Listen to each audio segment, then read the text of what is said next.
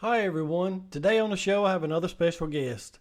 I listen to this guy all the time he's on Sirius XM Hair Nation, he's on Ozzy's Boneyard, and he's on Turbo. I love listening to him on Saturday and Sunday mornings. He plays some great music and he's a great guy. Today on the show we have none other than Mr. Mark Strigl from Sirius XM Satellite Radio. All right. How has your background or upbringing influenced your career choices and approach to work? Oh, that's a good question. My background was, I'm a guy who stuff doesn't come easy to. I have dyslexia. I struggled in school, so I learned to hustle and work hard to make things happen because of that. Because I didn't have a natural talent for stuff. And yeah, sorry, there's a lawn guy here, but Well, that's yeah, fine. so that definitely played into it, and it made me learn what it meant to work hard and be pushy and never stop trying. That's the most important thing. I used to do. You talk about dyslexia. I have a problem with that as well, and I did service work for years. I worked on refrigerators in people's homes, and if it was 4116 corrosion of conformity boulevard, I would go to 4061 corrosion boulevard. So Yeah, as I was in my truck when I was in the neighborhood, I would practice. I know this sounds stupid, but I would practice reading people's numbers on their mailboxes because I'll get numbers backwards too. But when I was in school, they didn't test you for dyslexia or anything like that, and I get yeah, numbers and all mixed up. So, but yeah, yeah, you, yeah. you try to work through it. You know, Yeah, and I mean to go a little further on your question, my upbringing, I always had music around me. My parents weren't musicians.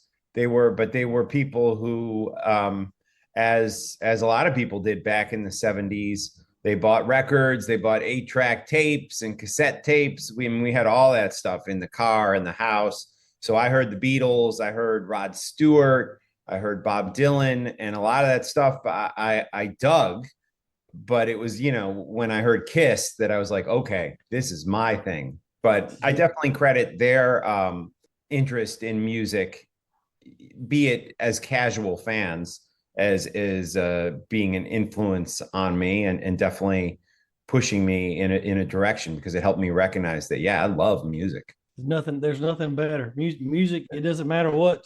Refer back to Kiss Alive is what got them started in rock music. A lot of people say that. Even the makeup Kiss, Alice Cooper, that's what Yeah. got them going into liking that type of music and it's sticking with them through their life. So music Yeah, can I mean, take you to. Alice Cooper and Kiss, so influential, not just on 80s hard rock, because obviously they were that, but it's wild when you talk to a guy like Maynard from Tool, or Jerry Cantrell from Alice in Chains, or Dimebag Darrell from Pantera.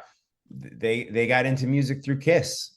So I mean, the influence of that band is staggering. I mean, I could even go on. Garth Brooks was a Right. big Oh Kiss yeah. fan. Lenny Kravitz, big Kiss fan. So it's not just hard rock for the influence of that great band.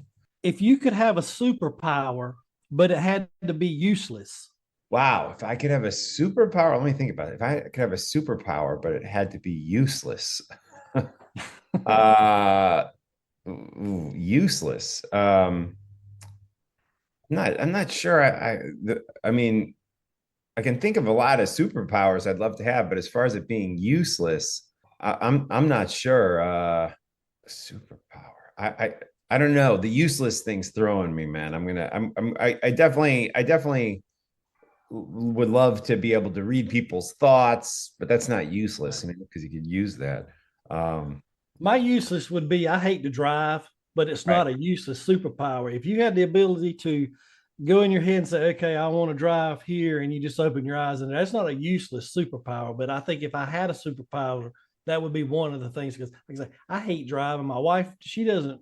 Anywhere we go, it's always I got to drive for 3 hours there, Yeah. or I got to drive. But if I could just blink and be there, that'd be kind of cool. Yeah, I like that. I like that one. I guess I would go with uh I think like maybe being invisible or something like that. I don't know. Yeah, visible Sometimes it's would be nice to cool just too. disappear for a bit. You Yeah, know? exactly. Yeah, Everybody, people always say, "I'd love to be a fly on the wall," but if you were invisible, you could just be there and you don't have to worry about being a fly. You know what I mean? absolutely, absolutely. What futuristic invention do you wish existed right now? Wow, that's an interesting question. That there were an invention that could, and I think this could be on the horizon. I don't know if it's going to be in our lifetime. I hope so. But an invention that made guitar-driven rock um, cool to the masses, and I'm specifically talking about the youth, because are there young kids still holding the torch for hard rock, for metal? I mean, you could even go further, for punk, for loud rock in general. Yes, there absolutely are, and that's awesome. But it's nothing like it was in the 80s. I mean, I don't see. I remember Scorpions on the Love at First Sting album sold out the Rosemont Horizon in Chicago, where I live, 3 freaking nights. No, there aren't. I mean, sure, Taylor Swift or somebody like Drake, but I mean, even they sometimes have trouble bringing in. I know Taylor Swift. She did 6 nights or something, and the sixth night wasn't even sold out in New York City. But I'm just saying, guitar-driven rock, if there were invention that could make that cool to my kids who are 13 and 15, have no freaking interest in rock music. They're casual listeners. They listen here and there, but they don't care all that much. And Metallica was in Fortnite recently, and that sparked my kid's interest a little bit, but not enough to make him like a fan. So I think we need an invention that makes rock cool again, makes it sexy again to not just you and me, but to a younger generation. Because rock might not be dead. I do disagree with that statement, but it's declining, absolutely. And are there younger bands that are still out there making loud music with guitars? Yes, but not on the level that they were in the 80s or even into the 90s, where it was just that mass hysteria. 70s too, of course, 60s even, with the Beatles and bands like that. We don't have that. And I think the streaming services have hurt things. I think there's no value in it. And I also, as much as I love these old bands sticking around, I think it has caused lack of room for new bands to come up when Metallica can still go out there and play stadiums. Def Leppard is that with Journey playing stadiums, so I don't know. I don't know what the invention is, but there's something out there that I have confidence is going to make this stuff cool again for young people. So Well, I think that's the invention I want. one of the great things about the '80s. You had a Metal Edge, you had a Rip magazine. Right. You read about these people. You looked forward to Saturday night. Headbangers Ball was on, and you saw people that you know like this morning, for instance, I was making some snippets of videos. I was going to post Testament because I remember one of the Testament songs they played on Headbangers Ball constantly. I can't remember, I think off the top of my head, but they played on the Headbangers Ball constantly, and it made me a Testament fan. Do I have a whole lot of Testament music? No. Do I like some of their music? Yeah, I like some of their songs. It's great. I put a band on called Sword. Sword was a great band. They were never big, but they were a great band back in the 80s. Vicious Rumors. Yeah. You read about all these guys, but they were on television. You saw a video, you went out and bought an album. Now, like what you're saying, I love trolling through Instagram. There's so many kids on there. They play a guitar like good night. How on earth? I think it's out there, but Yeah. social media is too easy to. Okay, I saw Mark Strigl play a guitar solo. Okay, that's great. I'm gonna scroll to somebody else. It's Right. not Yeah. like I mean, you you hit the know. nail on the head there with Yeah, it's too easy, and it's a bigger, in my opinion, it's not just social media. Absolutely, that's part of it being too easy, but it's too easy to go online, listen to these songs for free or for a very minimal amount on the streaming services. You mentioned Metal Edge magazine and the magazines. I used to read Rip and Metal Edge and hmm Circus and all those. And you know what? I used to get on my bike, ride to the store that sold the magazines, 4 miles from my house, take out that $2 to buy the magazine, which hmm was hard. $2, 1985. That was a lot of money, Yes, it that I'd was. gotten from working chores, doing the paper route. I used to wash my neighbor's car. And so even that magazine that I was buying to read about these acts, I mean, let's face it, there's a reason that capitalism has worked. And I don't want to, get into anything like, Sure. political or Yeah, yeah, yeah. like financial like that. But there's a reason my kid wants to buy the, $90 cologne at Macy's and not the, $4 cologne at CVS, because when you start, we still value money, and capitalism tells us what things are worth. And when music is worth next to nothing online, people don't take it as serious as they used to. It's too readily available. There's something about things being rarer that make them more I mean, it's like when you Vicious Rumors, that wasn't a band that everyone knew about back in the day. And so to you, when you discovered them, it was like, hell yeah, I got something. I discovered something that the mainstream don't know about and maybe can't Right. find as readily.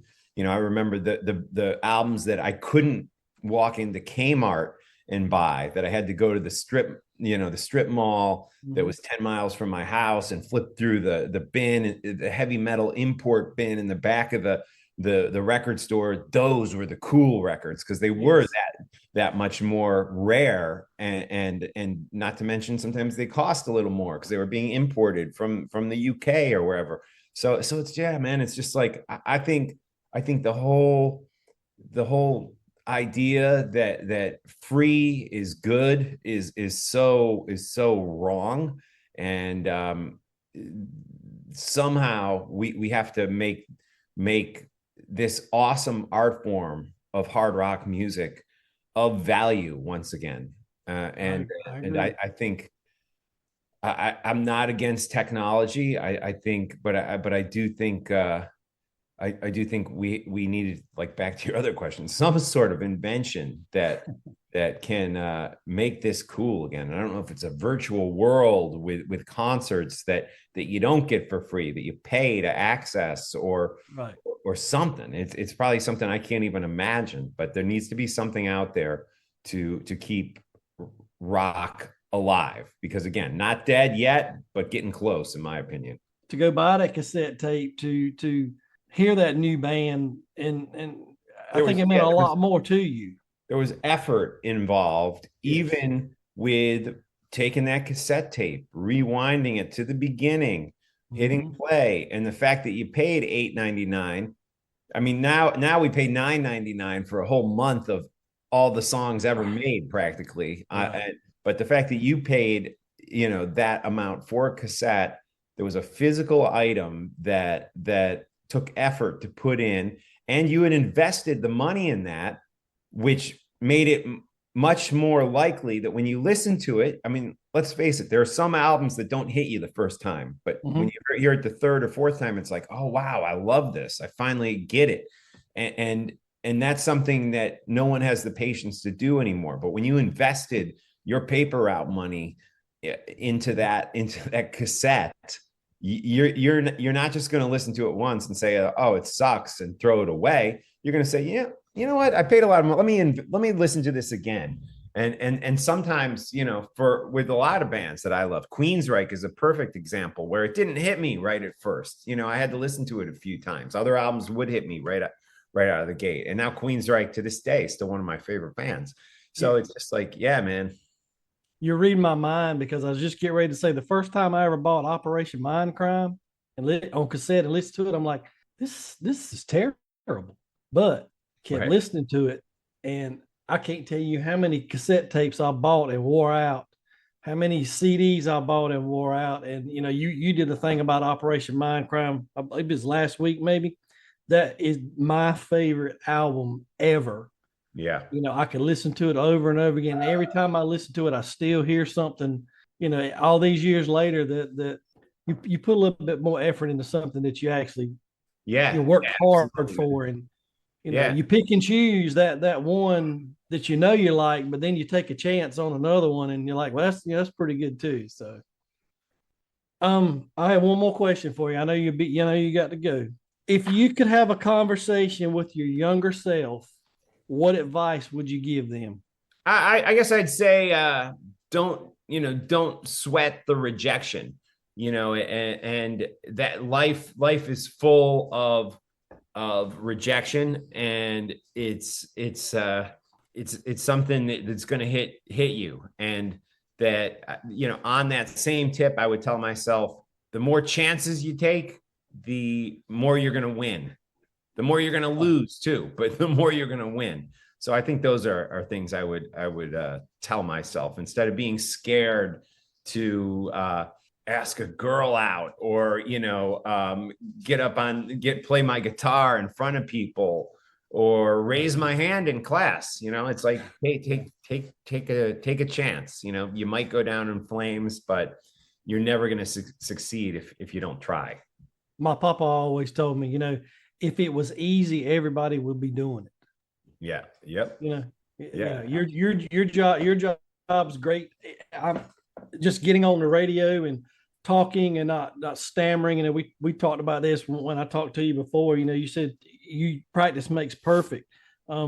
This podcast, it's having to edit it and put it all together. It's a job, and trying to get people to working with time zones, and I'm in Italy, I'm 8 hours ahead of you, yada yada, but it's a lot of fun and it's hard work. Started enjoying doing it. Good. It's fun. Good. Just being able Well, to it's talk important that we have people like you doing it to keep this stuff alive. Well, I do appreciate you coming back on the show. Yeah, cool, man. I did want to plug another thing. I appreciate mentioning that I'm on Sirius XM, Turbo, Hair Nation, and Ozzy's Boneyard. We are adding way more songs to the rotation on all three of those channels. A lot of people tune in to hear the big hits, Living on a Prayer and Cherry Pie. And you're still going to get that type of stuff on Hair Nation, on Ozzy's. You'll still get Crazy Train, but we're adding in a bunch of other deeper cuts, which I'm super excited about. So that's something for people out there to know. And also, I'm hosting, I know we met at the M3 Rock Festival, great festival down there in Maryland. I'm hosting another festival in September. It's called Berserkus, and it's out in the Poconos in Pennsylvania. And it's Zakk Wylde of Ozzy Osbourne and Black Label Society, now Pantera. It's his first festival. So I'll be out there hosting that. And I hope people can come out to Bushkill, Pennsylvania on September 14th for Berserkus. I did hear, I listened to Hair Nation when I'm sitting here editing. I did, because I know the other day I was listening to it and I was like, I've never heard them play that song before. That's, because the station on that you can get on the internet, the deep cuts, they play some really cool stuff on the Hair Nation deep cuts, but if you don't pay for that, you listen to. But I'm glad you guys are adding more songs to it. That's yeah, man. There's a new guy running Hair Nation, and everything takes a little time, but he's been asking me, what songs should we play? And I know some of the other hosts have chimed in too, and he's got great ideas. So I'm really excited specifically about what's happening on Hair Nation Channel 39, Sirius XM. Absolutely. Well, I do appreciate you being on the show. Well, I do thank you, and I hope you have a good day, sir. Yeah, thanks, Jeremy. Let me know. Keep me posted on it. I want to thank Mark again for being on the show. He was actually the very first person I interviewed, and I had a glitch with the recording, and it didn't record. It's not the first time it's happened, but you live and learn from things like that. And took a little bit, but Mark was nice enough to come back on the podcast. He's busy. He gave me a few minutes to talk to him, and I'm very grateful to him. You guys need to listen to him on Saturday and Sunday mornings especially. He's on, like I say, Hair Nation, and he also hosts Turbo and Ozzy's Boneyard. He's at a lot of the festivals. The first time I ever met him was at M3, and he was doing interviews, and I was just hoping he would pick me to do it. Just a nice guy, and of all the people to meet at M3, Mark Strigl was one of the people I wanted to meet, and I was able to do that and talk to him. Like I say, he's a great guy. Check him out. You guys have a great day. It's actually July 3rd, so tomorrow is the 4th of July. Everybody have a great 4th of July. And remember what 4th of July is all about. We live in a great country, and I hope you guys eat a lot of hot dogs, watch some baseball games, watch some firecrackers. Hope you guys have a great 4th of July. Take care of yourself, and God bless each and every one of you.